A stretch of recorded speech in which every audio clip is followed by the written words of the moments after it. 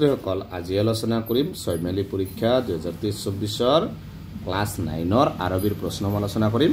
মোট নম্বৰ 100, সময় 3 ঘণ্টা। 1 নম্বৰ হৈছে তলত দিয়া যিকোনো 5টা প্ৰশ্নৰ আৰবীত উত্তৰ দিয়া। ইয়াত আছে প্ৰতিটোতে 2 মাৰ্কৰ। ইয়াত আছে কেই মাৰ্ক? 10 মাৰ্ক আছে। 5টা কোৱেশ্চন দিয়া আছে, 10 মাৰ্ক।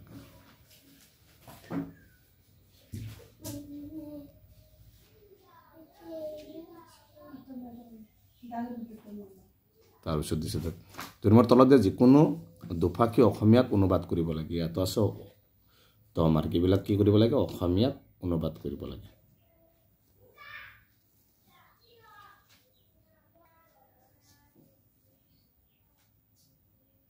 তিন নম্বৰত দিছে তলৰ শব্দবোৰ থকা স্বৰচিহ্ন বৰৰ নাম লিখে। ইয়াত আছে 6 মাৰ্ক। 4 নম্বৰ তলত দিয়া শব্দবোৰৰ অসমীয়াত অৰ্থ লিখা হয়। ইয়াত অসমীয়াত অৰ্থ লিখিব লাগে। ইয়াত আছে 7 মাৰ্ক আছে।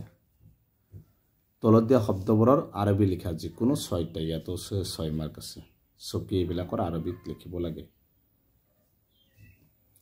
6 নম্বৰ কুৱেশ্যনত আৰবীত 5বিধ শাক পাচলি আৰু 5বিধ জন্তুৰ নাম লিখে। ইয়াত আছে 10 মাৰ্ক আছে। তাৰপিছত স্বৰচিহ্ন প্ৰয়োগ কৰি আৰবী বৰ্ণমালাখন লিখা। ইয়াত আছে 5 মাৰ্ক।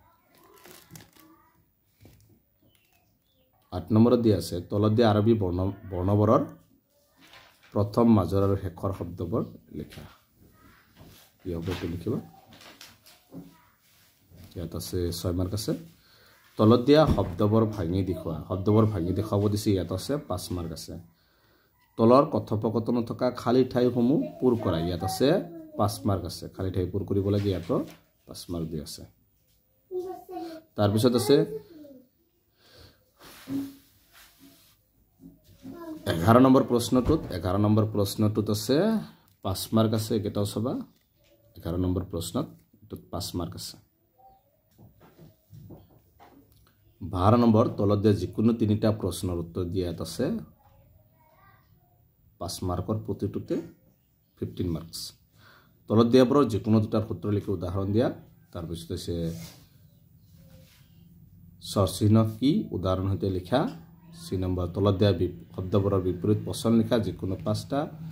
তাৰপিছত আছে তলত দিয়া যিকোনো 5টাৰ বাক্য ৰচনা কৰা। এনেকুৱা ধৰণৰ প্ৰশ্ন আহিছে। এই নম্বৰটো চাবা। তাৰপিছত দিছে আৰবীলৈ অনুবাদ কৰা যিকোনো 5টা। The pen is new. এনেকুৱা ধৰণৰ 5টা আছে। 5টা লিখিলে হ'ল 5 মাৰ্ক। গতিকে এইকেইটা আছিল আৰবীৰ ছয়মাইলী পৰীক্ষাত প্ৰশ্ন। গতিকে আজিৰ ভিডিঅ'টো এইখিনি।